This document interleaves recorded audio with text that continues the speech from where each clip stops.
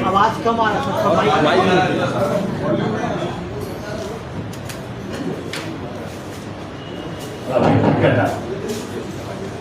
Bharatiya Janata party के मुख्य media प्रभारी दानिश जी, यहाँ उपस्थित सूरज पांडे जी और सभी इलेक्ट्रॉनिक एंड प्रिंट मीडिया के मित्रों,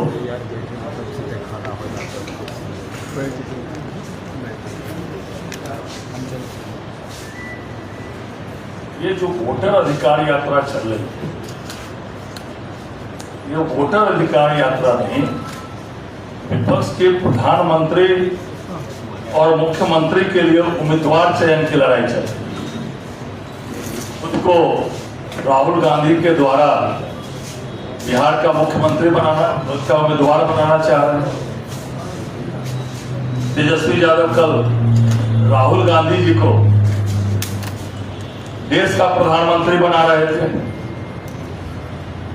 और राहुल गांधी जी ने जो रोहतास में जिस रेणु देवी मीडिया के सामने लाकर बुलाया और इनके परिवार के 6 लोगों का नाम वोटर लिस्ट से कट गया, उनके पोल पट्टी 24 घंटे के अंदर ही खुल गई, किसी का नाम नहीं कटा। चुनाव आयोग के वोटर लिस्ट में सभी का नाम है।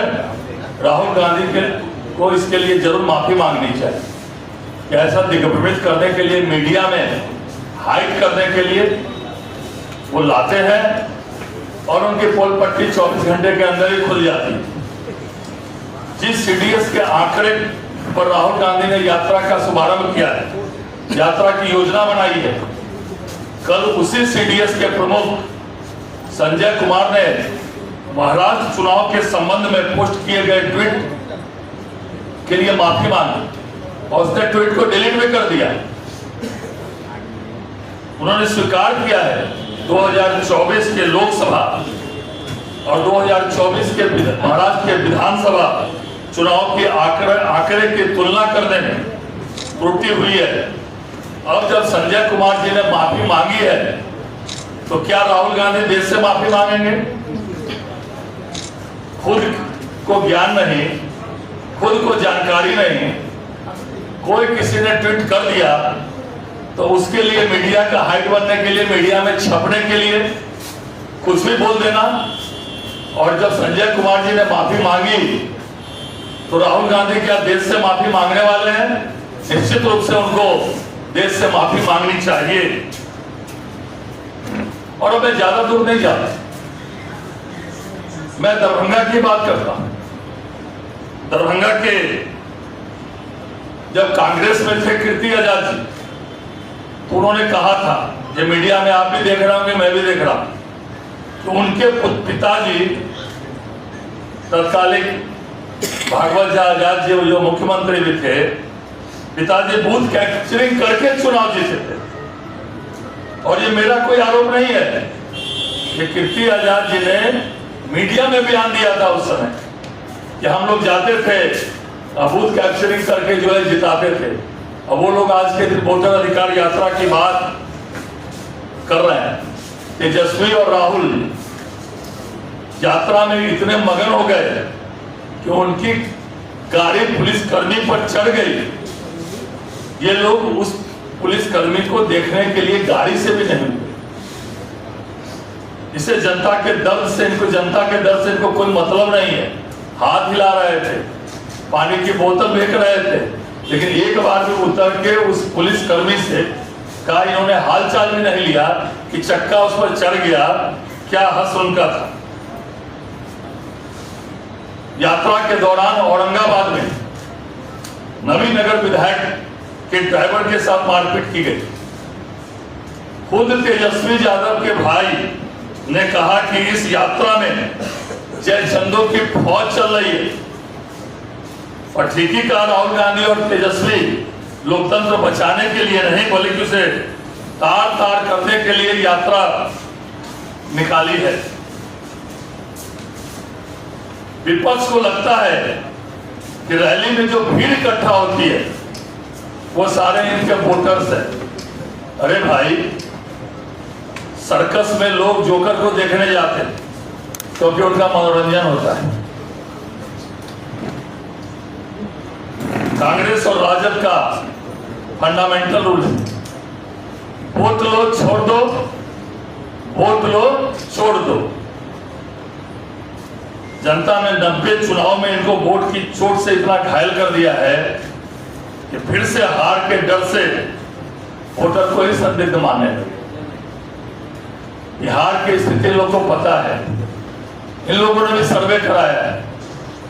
जो बात ये नवंबर में पूरी तरीके से चुनाव हारने पर बोलने वाले, उसकी भूमिका अभी से बना।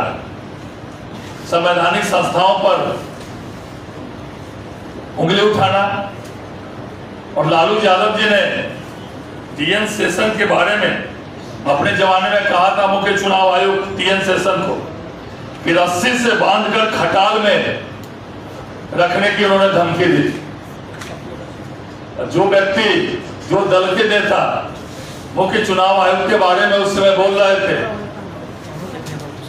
कि रस्सी से बांधकर खटाल में बांध दो, और वो आज वोटर अधिकार यात्रा उनके गठबंधन के लोग निकाल रहे हैं। बूथ कैप्चरिंग, बूथ लूटना, बैलेट पेपर फाड़ देना, बैलेट पेपर में स्याही डाल देना, बैलेट पेपर से, बैलेट बॉक्स से जिन्न निकालना आदि शब्द लालू राबड़ी राज में ही इजाद हुआ था।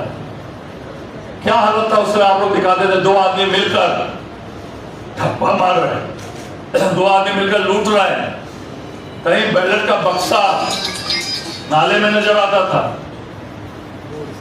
ऐसे लोग आज वोटर अधिकार यात्रा निकाल रहे हैं, क्योंकि उनको पता है कि आगे हश्र क्या होना है, उसी की भूमिका ये बांध रहे हैं।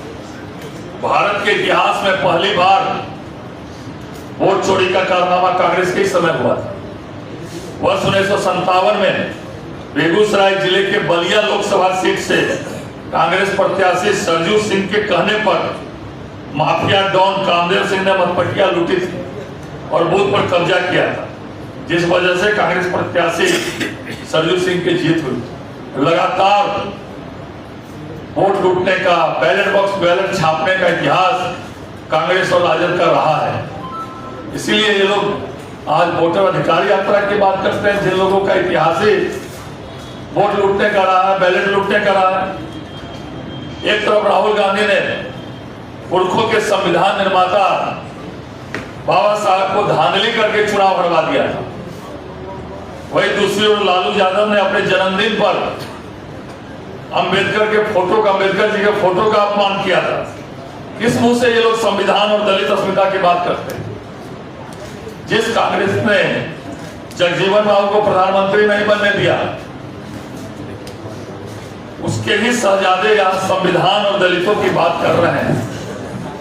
जिस शहाबुद्दीन ने लालू यादव के मार्गदर्शन में वोट चोरी और बूथ लूटने का इतिहास बनाया, तेजस्वी उस जैसे अपराधी के लिए अमर रहे का नारा लगवा रहे हैं।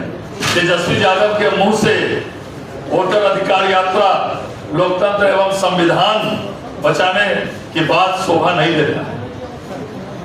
आज चुनाव आयोग ने 2-3 दिन पहले आपने देखा है, जिनका भी वोटर लिस्ट से नाम डिलीट हुआ है, उनका मृतक की सूची के साथ साथ जो दोहरी प्रविष्टि थी या जो परमानेंट शिफ्टेड था, बूथ वाइज उनका सबका नाम वेबसाइट पर डाल दिया है। खोजें, बताएं। अब तो एक वोट का 65 लाख के 65 लाख वोटरों का नाम डाला है। और कल भी पूरे बिहार के राजनीतिक दल के जिला अध्यक्षों की बैठक जिलाधिकारी ने बुलाई और आज तक का, कल तक का हिसाब दे दिया कि इन्होंने नाम भरने का किया है, कि इन्होंने डिलीशन का आवेदन किया है, कि इन्होंने शुद्धिकरण का आवेदन दिया है, और कितने अभी तक लोगों का नाम वेरीफाइड हुआ है। इतने पारदर्शी ढंग से चुनाव आयोग काम कर रहा है, और तब ये लोग चुनाव आयोग ऐसी संस्था पर उंगली उठा रहे हैं, क्योंकि इनके द्वारा जो बांग्लादेशियों का, नाम ये लोग चाहते कर रहे हैं। केवल एक संप्रदाय का नाम दरभंगा में भारतीय जनता पार्टी के BLA 1 ने, जिनका नाम लक्ष्मण कुमार आप लोगों ने भी चलाया है, केवल एक संप्रदाय का नाम जो अल्पसंख्यक समाज से है, लगभग 1300 नाम उनका दिया है, जो 2 जगह से 3 जगह। वोटर आईडी का उसमें नाम, वोटर आईडी का डिटेल दिया गया, किस बूथ पर कितने सीरियल नंबर में ये दिया गया। ऐसे ऐसे लोग इनके लिए फर्जी मतदान करते थे, ऐसे ऐसे लोग का ये वोट गिरवाते थे। इसका डर इनको है। रोहिंग्या का, बांग्लादेशियों का नाम जो कट रहा है, इसके लिए इन लोगों को भय व्याप्त है। ये फर्जी वोट वाले अब वोट नहीं डाल सकेंगे। इस देश के संविधान में चुनाव आयोग ने कहा कि एक व्यक्ति एक ही जगह नाम डाल सकते हैं, और सैकड़ों की संख्या में नाम डबल एंट्री के हैं। 2 जगह वोटर आईडी बनाए हुए हैं, 2 जगह सरकारी योजनाओं का लाभ ले रहे हैं। ऐसा दरभंगा के BLA 1 जो भारतीय जनता पार्टी ने लिस्ट जारी की है।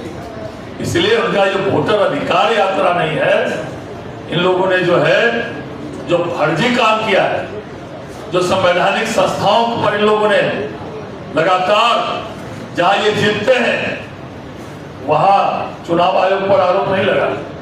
वहां EVM भी ठीक है, मतदाता भी ठीक है, सब कुछ ठीक है, लेकिन लोगों का इतिहास बन गया है। अगर ये हारे, EVM खराब है। चुनाव आयोग ऐसी संस्थाओं पर जिस तरह ये देश में माहौल बना रहे हैं, चुनाव आयोग ने तो स्पष्ट कर दिया 7 दिन के अंदर आप जवाब दीजिए। इनके हिसाब से अगर सुप्रीम कोर्ट का न्यायाधीश आ गया तो सुप्रीम कोर्ट अच्छा, अगर इनके हिसाब से न्यायाधीश नहीं आया तो सुप्रीम कोर्ट पर उंगली उठाने। जमीन चुराने का इनका इतिहास रहा, पशुपालन घोटाला से लेकर अलकतरा घोटाला तक इनका इतिहास रहा है। और जिनके पार्टी के बड़े नेता सजा याफ्ता है, कोर्ट ने सजा दिया है, और ऐसे लोग संवैधानिक संस्थाओं पर उंगली उठाते हैं और वोटर अधिकार यात्रा निकालते हैं, क्योंकि इनको पता है कि नवंबर के बाद होने वाला क्या है। उसकी भूमिका बांध रहे हैं कि नवंबर के बाद ये लोग क्या बोलेंगे। इसका माहौल ये अभी पहले ही बना रहे हैं। इसलिए इनकी वोटर अधिकार यात्रा फर्जी यात्रा है, और फर्जी वोटरों को बचाने की यात्रा है। ये किसी हालत में भी चुनाव आयोग बर्दाश्त नहीं करने।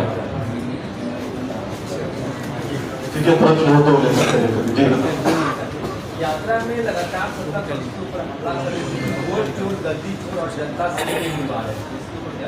नहीं, मैंने कहा ना, मैंने तो पूरा डिटेल में बताया कि जो लोग आज वोटर अधिकार यात्रा निकाल रहे हैं, उन्हीं का इतिहास रहा है बैलेट लूटना। 2 आदमी मिलकर बैलेट बॉक्स में स्याही डाल देना, 2 आदमी मिलकर पूरा बैलेट को बक्सा में डाल देना। बैलेट बॉक्स इनके समय में नाली में डालता था, नाली में गिरा जाता था। 90% 95% कैसे ठप्पा मार के ये लोग करते थे, वोटर का अधिकार हनन करते थे, वोटर को बूथ पर जाने नहीं देते थे ये लोग अपने समय। और आज तो EVM आ गया। एक मतदाता आज कितना भी बड़ा से बड़ा डॉन माफिया हो, इनके समय तो डॉन माफिया के बोली लगते थे, आग्नेयास्त्र रिवॉल्वर लेके ये लोग जाते थे बूथ कैप्चरिंग करने के लिए। लेकिन आज कितना भी बड़ा से बड़ा डॉन हो, उसको भी एक ही वोट का अधिकार है। और आम गरीब अति पिछड़ा अनुसूचित जाति समाज का गरीब गुरबा हो, उसको भी एक ही वोट का अधिकार है। इसीलिए ये लोग विलाप कर रहे हैं। आने वाले समय में इनका क्या हश्र होने वाला है, ये लोग खुद ही सर्वे करके ये जान चुके हैं, इसीलिए भूमिका बांध रहे हैं।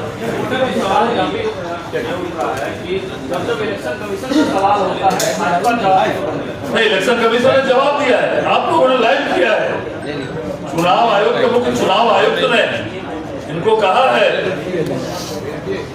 कि आप गलत बयानी मत करिए, वोटरों की इज्जत से मत खेलिए, 7 दिन के अंदर आपको जवाब देना होगा, देश से माफी मांगिए, नहीं तो स्पष्ट रूप से चुनाव आयोग ने कहा है। लेकिन संवैधानिक संस्थाओं पर उंगली उठाना, संवैधानिक संस्थाओं पर झूठा आरोप लगाना, ये कहां तक उचित है?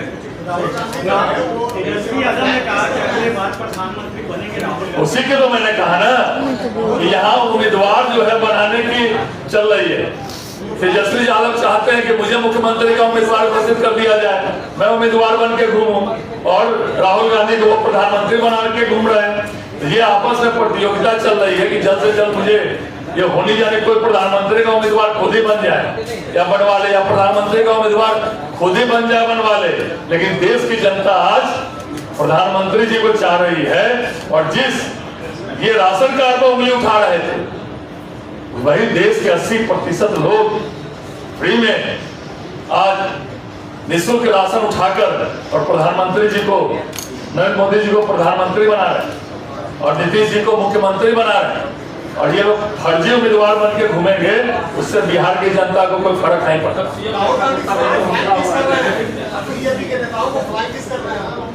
चलिए, सीएम रेखा गुप्ता पर हमले को कैसे देखते हैं? निश्चित रूप से नहीं है। माननीय मुख्यमंत्री जी जनता के बीच में, जनता के बीच सुन रहे थे, जनता के दरबार में थे, उनको हमला किया गया। बहुत